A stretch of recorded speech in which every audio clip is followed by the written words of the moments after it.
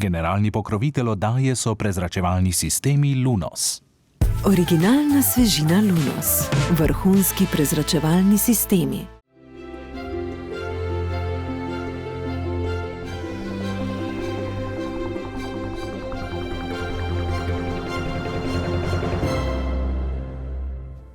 Lepo pozdravljeni, z vami je nova oddaja Ambienti.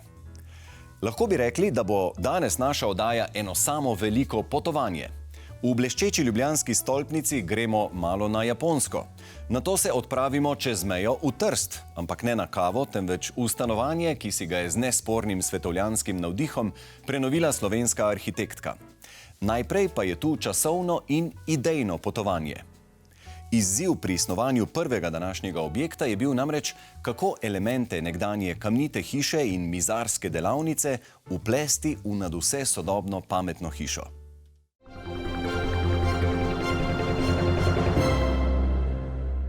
Ko so se lastniki domačije na Verdu pri Vrhniki odločili, da si postavijo nov dom na mestu starega, so se novogradnje lotili z velikim spoštovanjem do stare domačije.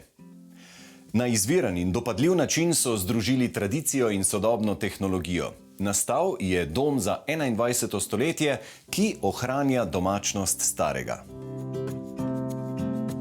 Arhitektka, ki so jo lastniki domačije povabili k dokončanju projekta in izbiri notranje opreme, se je znašla pred zahtevno nalogo.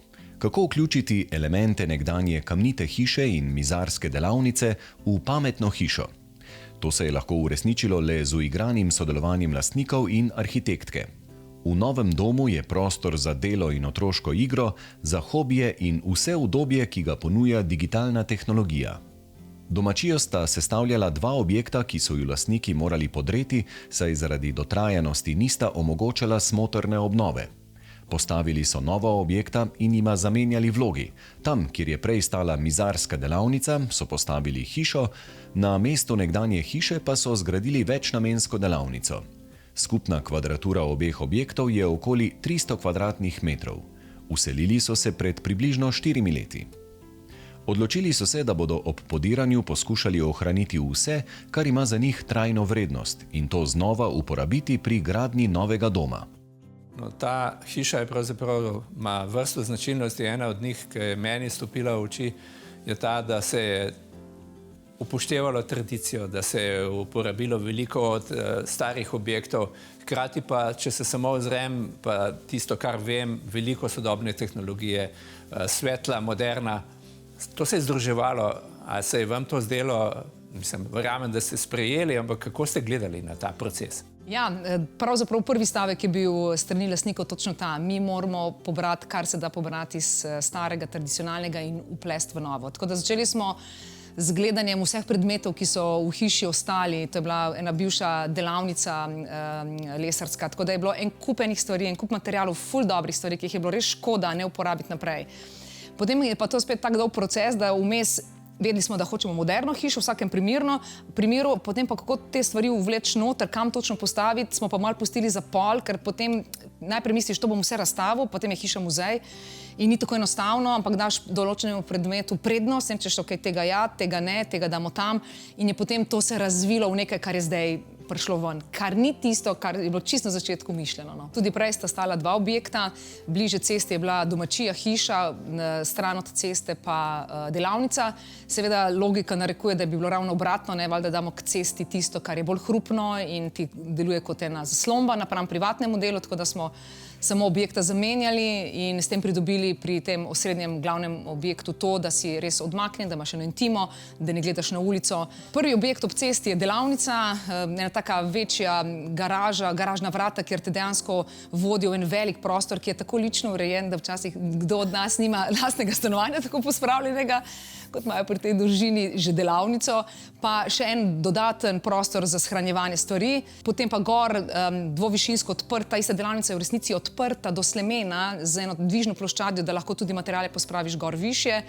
Pa v drugem delu nad tistim manjšo lopo, ali kako naj rečem, je pa ena taka delavnica za hobi, torej če hoče nekdo ustvarjati z rokami, karkoli ima tam svoj prostor.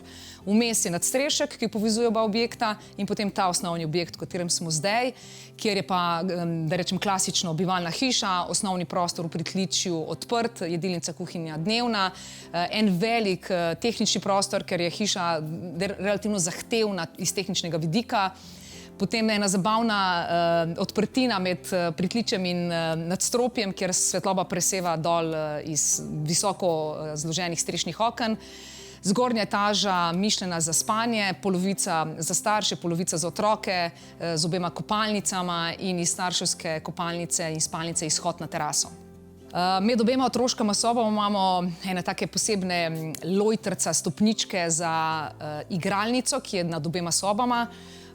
Velik enovit prostor s strešnimi okni, veliko svetlobe in v bistvu odmaknjen od spalnega dela.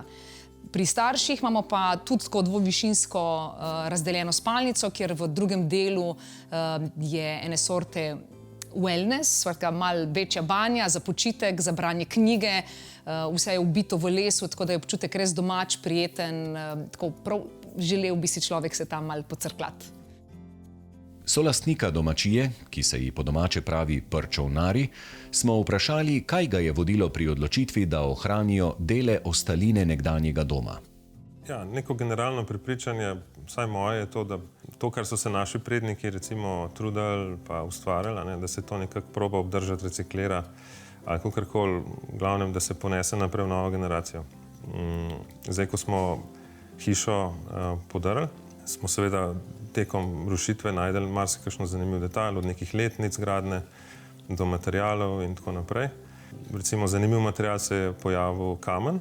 Kamen je bil pač kot osnova, kot temelj stare hiše, prinešen po vsej verjetnosti iz podpeškega kamnoloma, katerega ne bi baje uporabljal tudi Plečnik, to so mi potem kasneje povedali. In je bil res izrazito lep, dekorativen na nek način in potem je prišla ideja, da dajmo ta kamen uporabljati kot stensko oblogo. Drug zanimiv material je bil parket. Parket je ata sam naredil s pomočjo hčera, se pravi moje mame pa tete, in so skupaj stiskali te šablone in formirali v bistvu parket v eni izmed sob prejšnje hiše. In ta parket je bilo potem res težko pustiti, da ga občudujejo na komunali, ne? In smo ga raje v bistvu občudovali mi in smo ga probali v bistvu iz prostora vzeti ven, kar je bil v bistvu načeloma na koncu celo lahek postopek, ker je bil v bistvu na neki smoli položen. Potem smo ga skladiščili, posušili, bil je tudi napit vlage, pač ta hiša prejšnja ni bila izolirana, hidro, ne? In na koncu v bistvu iz vsake četrtine parketa izvzeli četrtino. Tako se je matrika išla, da smo sploh lahko po kvadraturi uporabili ta parket. Kamen iz stare hiše so obdelali in priredili za več stenskih oblog. Ena od posebej zanimivih oblog je ob kaminu v dnevnem prostoru na steni, na kateri je pritrjen tudi televizijski sprejemnik. Tu se vidi, kako podrobno so načrtovali vse detajle pri gradnji.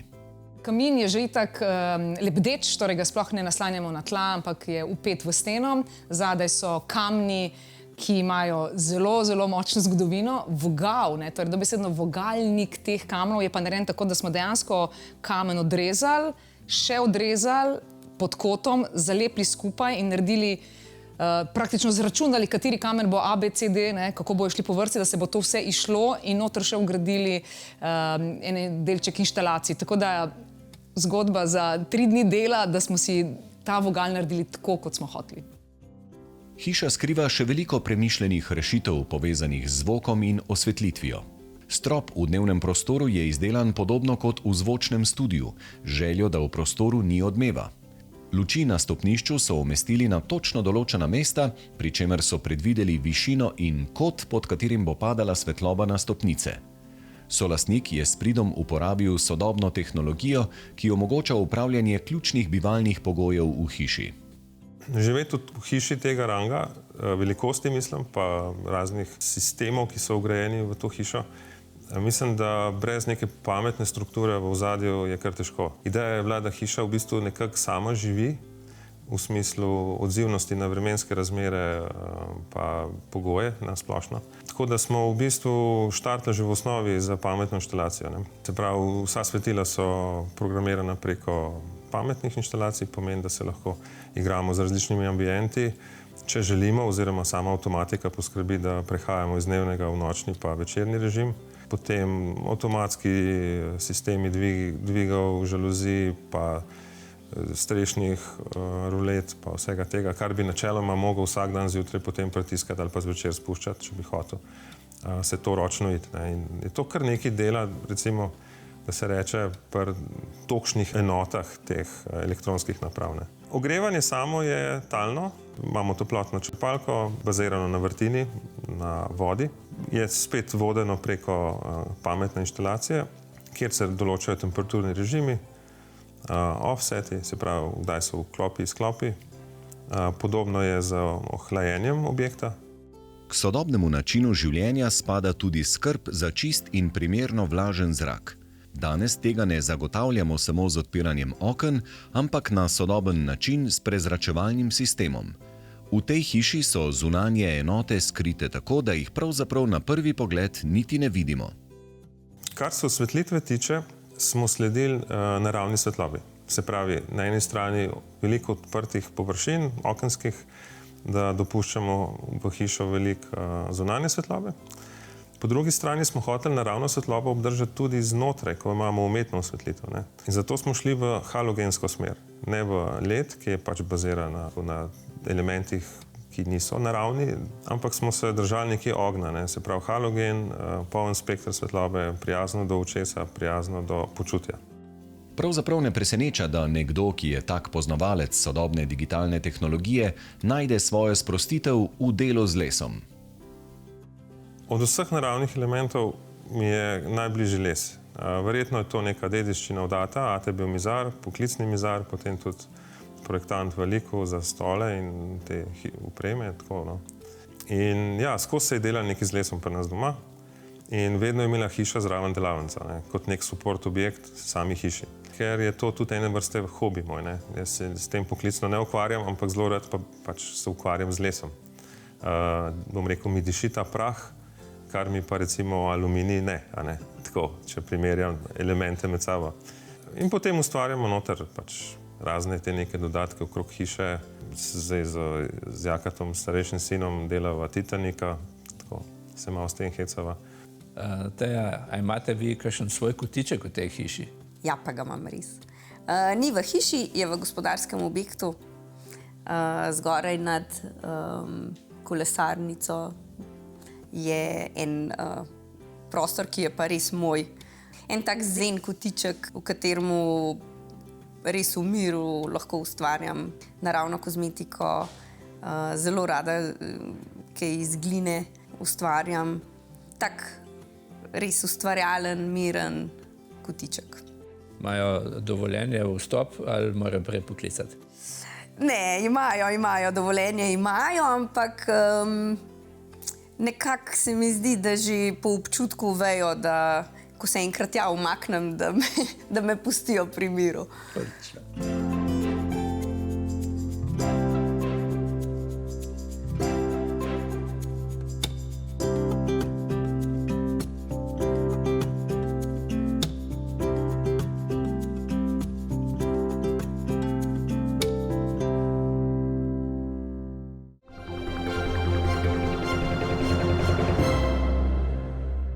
V nadaljevanju oddaje sledi stanovanje v nadaleč vidni ljubljanski stolpnici, v katerem sta lastnika želela, da njuna ljubezen do potovanj v Azijo pusti pečat tudi pri notranjem oblikovanju dinamičnega, sproščenega doma. Nato pa še pretanjeno in z veliko sloga prenovljeno stanovanje v Trstu, v katerem nas prav tako nagovarja svetovljanski značaj lastnice.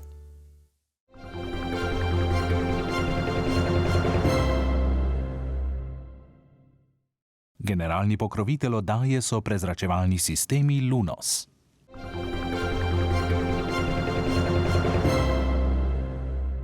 Na severu prestolnice nas nadaleč pozdravljata dve visoki svetleči stolpnici.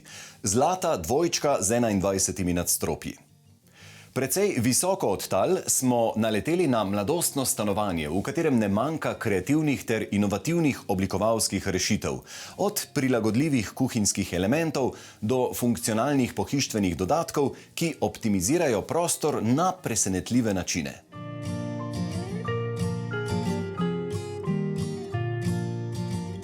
Lastnika tega stanovanja sta ljubitelja japonskega stripa, imenovanega tudi manga. In njuna ljubezen do Azije nasploh je pustila pečat tudi pri oblikovanju njunega dinamičnega doma. Tjaša, kakšno je bilo začetno stanje v tem stanovanju, preden ste vi prevzeli oblikovanje interjera? Ja, stanovanje je bilo prazno. Naročnik je imel že neko idejo o talnih oblogah, načeloma je bil dogovor, da se tlorisa ne spreminja samega po sebi, se pravi, ne bi šli premikati sten. Smo pa zato, da bi povišali kvaliteto bivanja, nekako tloris oblikovali s pohištvom narejenim po meri, pa skrbno izbranim kosovnim pohištvom. Koliko je sploh veliko stanovanje? Kakšno imamo to osnovno situacijo? Se pravi, stanovanje je veliko slabih 60 kvadratov skupaj z ložo, ki posega noter v sam prostor. Ena spalnica, kopalnica in večji dnevno bivalni prostor. Torej, relativno majhen tloris v osnovi, kamor je bilo treba velikega programa stlačiti, ne? Ja, samo po sebi kvadratura ni velika, zdaj želje pa so bile, ne? In smo se potrudili, da bi maksimalno njim ugodili. Želja je bila po kuhinjskem otoku in smo rešili to na način, da smo postavili predelno steno iz furnirja hrasta in ratana, ki nam je tudi omogočila, da smo lahko v prostoru dodali nekaj shranjevalne površine, iz njega pa smo potem naprej potegnili ta kuhinjski otok. Glede na to, da v stanovanju bivata le 2 osebi, je kuhinjski otok prevzel tudi vlogo jedilne mize. Arhitektka je okrog njega namestila 4 polbarske stole, zato otok po potrebi služi tudi kot udobna miza za 4 osebe. Ko je v stanovanju večja družba, se gostje razporedijo med kuhinjo in dnevnim prostorom, ki ju povezuje prav kuhinjski otok. Tako malo po japonsko se posedejo, pove arhitektka in doda, da sta lastnika velika popotnika in ljubitelja Azije. Najbolj očiten vpliv je čutiti v spalnici, ki je umirjen in skorajda meditativen prostor. Za dosego tega učinka je arhitektka za pohištvo uporabila zemeljske tone in fronte nadgradila z ratanom. Nežna tapeta s cvetočo češnjevo vejo pa to referenco še dodatno poudari. Ratan se ponovi tudi v dnevno-bivalnem prostoru in sicer pri predelni steni za televizijo, kjer je vpet v okvir iz hrastovega furnirja. Zanimiv je barvni izbor. Rdeča nit je tukaj, se mi zdi, bolj zelene barve. Zelena je bila pa želja naročnika že od samega začetka. Jaz ponavadi vprašam malo stranke, katere barve so jim všeč, in pri njima je bila zelena res prva izbira. In ko sem prvič, tako zanimivo, ko sem prvič predlagala vzorec in je mizar izdelal tako malo večjega, sem ga prinesla na sestanek in se lastnikoma ni zdel dovolj zelen, dovolj intenziven, tako da smo dejansko šli še z bolj intenzivno barvo in smo na koncu vsi z rezultatom zelo zadovoljni. A so tele figurice, ki jih vidimo v kuhinjskih vitrinah, bile že od začetka mišljene, da bodo tukaj, so rabile ta svoj oder? Ja, naročnik je velik ljubitelj japonskega stripa One Piece. To sem se tudi od njega naučila. In je velik zbiratelj stripov in tudi teh figuric. In ponavadi v vitrine v kuhinjah radi razstavimo kakšne fine kozarce in te lepe elemente, ki jih imamo. Tukaj je bila pa kar ideja, da izpostavimo njegove figurice. In zdi se mi, da stanovanju prinese res veliko karakterja. A potem tudi tele slike na steni, tele Wanted oziroma Išče se, so iz iste serije? Ja, so iz iste serije. Glavni lik je pustolovec in je navdih za lastnikova potovanja. Ker gre za relativno majhno stanovanje, nas je zanimalo, kako so uspeli tako skladno umestiti več različnih barv in materialov. Arhitektka pojasni, da sta si tudi lastnika želela nekoliko več drznosti. Iz hrastovega parketa so izhajali pri snovanju interjerja, zato so nekateri pohištveni elementi oblečeni v hrastov furnir. Lastnika pa sta si zaželela tudi nekaj temnejšega lesa. Pri tem so uporabili 3D vizualizacije, ki so ju prepričale v izbiro orehovega furnirja, danes prisotnega v spalnici in kuhinji. Oba furnirja, tako hrastov kot orehov, se odlično ujemata z izbrano zeleno barvo. Ena izmed glavnih skrivnosti tega majhnega stanovanja pa so številne pametno načrtovane shranjevalne površine. Ena izmed na prvi pogled neopaznih rešitev je prostor pod garderobno omaro v hodniku. Ta je dvignjena od tal ravno toliko, da pod njo lahko shranimo vsakodnevno obutev in robotski sesalnik. Ne smemo pozabiti na kuhinjski otok, ki služi tudi kot jedilna miza, ter na zaobljene robove. Slednji mehčajo linije prostora in omogočajo lepše prehode, kar je na majhni kvadraturi še posebej pomembno. Večfunkcijska je tudi piši-briši tabla v spalnici. Služi za simpatična sporočila, po potrebi pa jo lahko spustimo, da se v hipu spremeni v dodatno pisalno mizo. In potem je tukaj še utility, ki se mi zdi, da je kar en tak markanten prostor celotnega prostora, pa hkrati zelo lepo skrita ena površina, ki jo enostavno rabiš. Ja, res je. Ja. V bistvu smo ustvarili prostor v prostoru. Je bil pa to sigurno najbolj zapleten del pri projektu tega stanovanja, ker je bilo prostora precej malo za sodobne stroje, ki imajo velike bobne in zavzamejo več prostora. Tako da smo mogli kar dobro naštudirati detajle, tudi skupaj s podizvajalci, in smo ustvarjali res krasen utility kotiček, ki je zračen. To smo dosegli z lesenimi vertikalami. Je pa hkrati tudi izredno funkcionalen in ima veliko shranjevalnega prostora. In kakšna je potem osnovna ideja oblikovanja kopalnice? Ja, za keramiko smo izbrali predvsem nevtralno, sivo barvo, ki smo jo potem povezali z ostalimi deli stanovanja. Zeleno smo uporabili v omarici pod umivalnikom, hrastov furnir pa za ogledalom, ki smo mu dodali tudi zaobljene linije. Kaj pa razgledi? Tukaj v 11. nadstropju človek tako lepo vidi ven, da se sprašujem, če se ti potem sploh da iti kam ven na sprehod ali pa v trgovino. Lastnika že tako zelo rada potujeta in veliko potujeta, ampak pravita, da se v stanovanju odlično počutita in da je itak najlepše doma.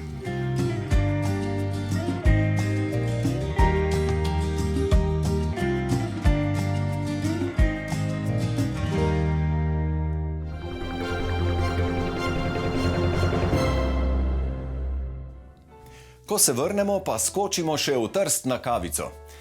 No, saj kavico smo res dobili, ampak predvsem nas je v trenutku zapeljala očarljivost eklektično prenovljenega stanovanja, kamor je lastnica unesla izkušnje in predmete z vsega sveta. Prav kmalu v ambientih.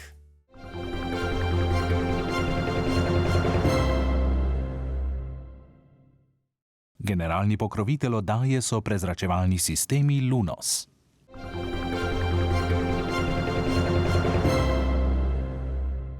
Slovenci od nekdaj radi obiskujemo Trst. Nekoč zaradi kavbojk in kave, danes zaradi privlačnega živahnega obmorskega vzdušja ter bogate kulturne ponudbe. Vse več se jih tja tudi seli. V naši oddaji smo imeli priložnost spoznati že kar nekaj njihovih domov in z veseljem smo sprejeli tudi naslednje vabilo. V večstanovanjski meščanski hiši, kjer je nekoč živel znani italijanski pesnik in pisatelj Umberto Saba, je stanovanje za svojo mamo in pisarno zase uredila slovenska arhitektka.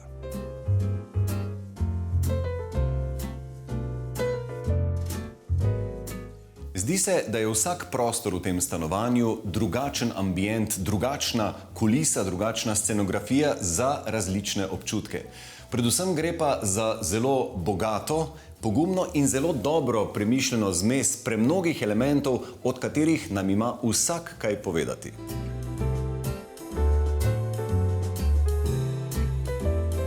Ana, pozdravljeni, danes sva v Trstu, pa mi najprej povejte, kakšne niti vas vežejo na to mesto?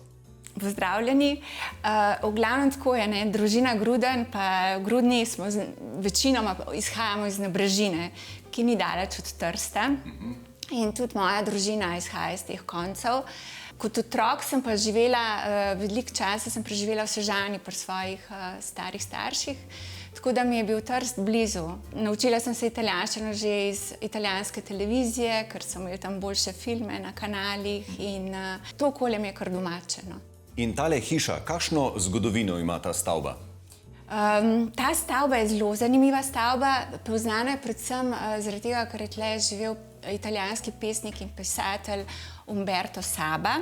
Je pa še več kulturnega tle, je tudi teatro Rossetti nasproti te naše hiše, ki je pa najmočnejše gledališče trenutno v Trstu. V glavnem lega naše hiše je res izjemna. Stanovanje obsega dobrih 80 kvadratnih metrov, vendar zaradi visokih stropov, kar 3,3 metra, deluje večje.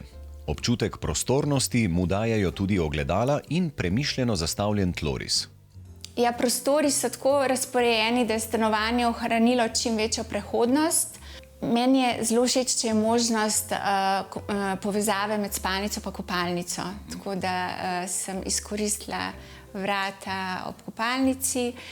Potem, glede na to, da mi je bilo vredno narediti čim večjo dnevno sobo, sem kuhinjo dala kar v prehodnem delu, ki naj bi bila bivša kopalnica. Jaz sem steno vzela stran in naredila prehodno kuhinjo. Potem sem razmišljala, kakšne barve ne bo ta kuhinja, da ne bo izgledala tako kuhinjska. In sem si rekla, kaj pa če bi kar zlato. In imam tako zlatkasto kuhinjo, da je vse malo bolj prijetna, ko greš mimo nje.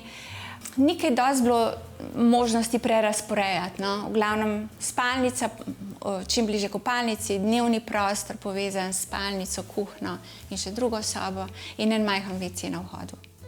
Ker se je ponudila možnost, so v stanovanje naredili 2 vhoda. V manjšem delu je trenutno pisarna s kopalnico, možno pa je tudi prespati na podestu.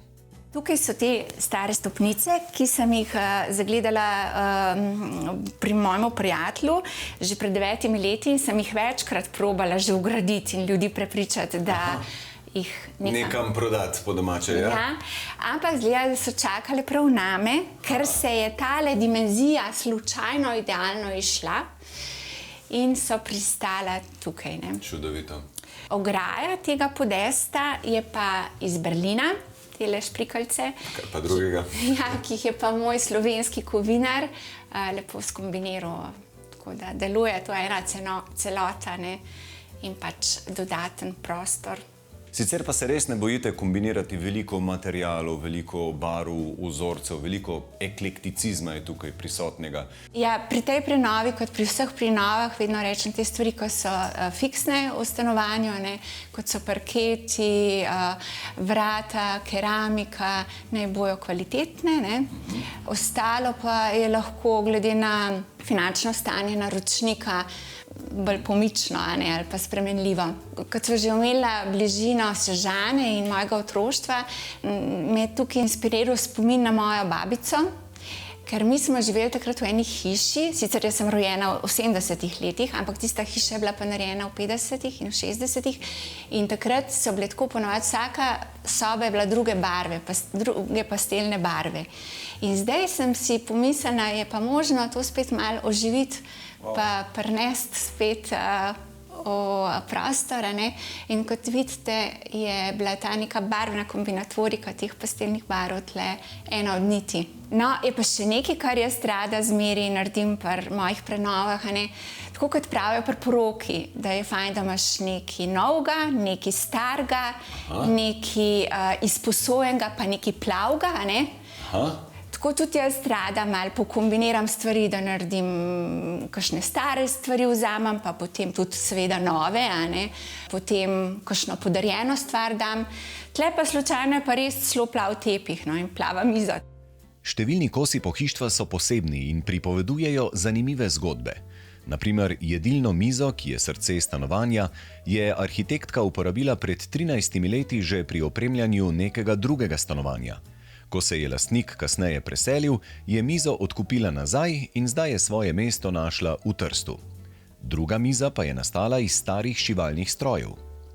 Pult mi je bil pa tako zanimiv, ko sem ga videla. To je iz nekega slikarskega ateljeja, vidite, da ima različne barve gor, malo je podelano, tolčenja in se mi zdi to taka fina delovna miza, ki jo tudi če jo malo uničaš, ni nič hudega, daš pač svoj pečat.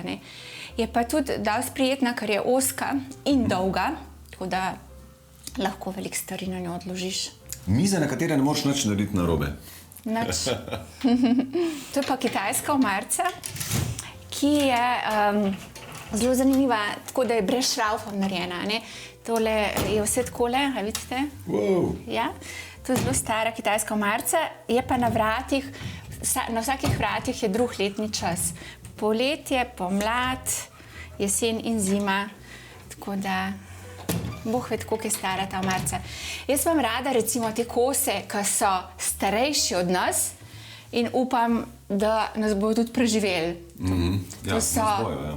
A ne, to so kosi z eno posebno izkušnjo in skrivnostjo. Tudi za ploščice v kopalnici se zdi, da že imajo neko svojo zgodovino. Predvsem talne ploščice, te so res stare, so prinešene iz neke druge hiše, ne vem, kje, jaz sem jih kupila v Berlinu, pač pri tem mojemu prijatelju, ko je po padcu zidu berlinskega začel zbirati stare gradbene materiale.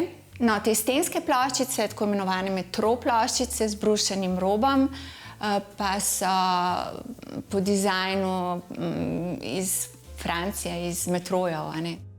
Poleg ploščic lahko na stenah občudujemo številna umetniška dela. Slike Lojzeta Spacala, Roberta Hlavatija in Jožeta Cjuhe, fotografijo Žiga Koritnika in Nuka v Ljubljani, Bambija Alenke Sotler, medtem ko centralno mesto zaseda Srečko Kosovel. Številnim elementom, kupljenim v Berlinu, kjer je arhitektka delovala več let, od tam so na primer tudi ročno kovane karnise s ptičkom, dela družbo zanimiva kljuka iz Indije, najdejo pa se tudi domači kosi. In tale svetila potem v kuhinji? Ja, to so pa svetila slovenske oblikovalke, sicer arhitektke Nine Savič, s katero jaz zelo rada sodelujem. Tudi tole? Tudi tole, ja. Lepo mi je pri teh svetilih, ker mreže teh starih ograj mečejo sence na prostor in potem te sence dajo še večjo globino v prostoru in s tem prostor malo večji izgleda. Nenazadnje pa je v pisanem tržaškem stanovanju poskrbljeno tudi za veselo vzdušje, ki ga pričarajo vsestranski stolčki in dizajnerski kosi. In Ana, kaj je fora, kaj je zgodba teh stolčkov, ki so mi tako zelo všeč? Ja, ti stolčki so bili del ene razstave, bilo 300 takimi stolčki, ki je pač korejski umetnik to razstavo odrl, je pa stolčke prodal. Meni se zdijo izjemno simpatični, zaradi tega, ker tudi omogočajo različne višine pri sedenju za mizo. Recimo, kakšen otrok lahko na tem visokem sedi, da bo lažje dosegel. Bonus takih stolčkov pri mizi, če jih je več, ker ne vzamejo prostora, ker nimajo naslonjala. Seveda niso zdaj to zelo udobni za daljše sedenje, ampak je pa ena lepa možnost za večjo družbo. Tako, ja, pa da predolgo ne ostanejo gostja, veš, da se ne zasedijo. Tudi, ja. Ok, ampak kaj pa zgodba teh palčkov? Tega dizajnerskega kosa pa jaz čist ne razumem ali pa ne dojamem. Ja, te palčke imam jaz zelo rada, tako značilno je, da tudi vsako stranko, kar prepričam, da jih ima na koncu tudi sama v stanovanju, čeprav kakšnim se zdijo grozen kičasti. Ampak so isto zelo uporabni. Ampak so pa dizajnerski kos, ne? Ja, to so dizajnerski kos svetovno znanega francoskega oblikovalca, Filipa Starka. Uporabni so lahko kot stolček, kakor pač mizica, lahko jih damo ven na dež, se nič ne zgodi hudega, lahko so podstavek za rože, lahko se naloži enega na drugega, pa imamo malo višjo mizico.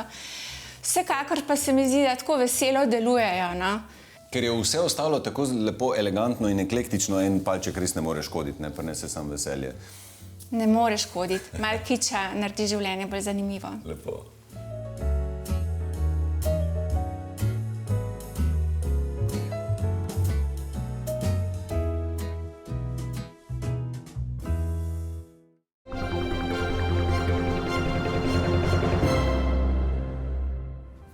Kako čudovito raznoliki smo si ljudje in kako čudovito raznolika bivališča si spletamo.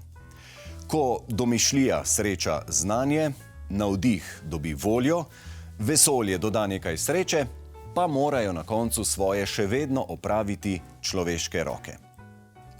Želim vam dovolj navdiha in volje skozi nov majski teden in v naši družbi vas čakamo v naši prihodnji oddaji, ki bo predzadnja v pomladanski sezoni. In kaj si bomo ogledali? staro meščansko stanovanje, ki je doživelo temeljit lepotni poseg in funkcionalno domišljen ter estetsko skladen vrt z bazenom.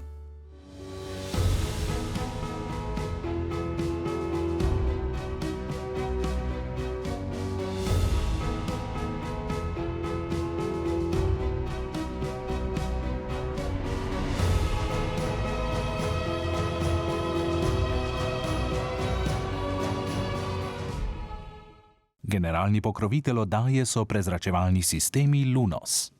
Originalna svežina Lunos. Vrhunski prezračevalni sistemi.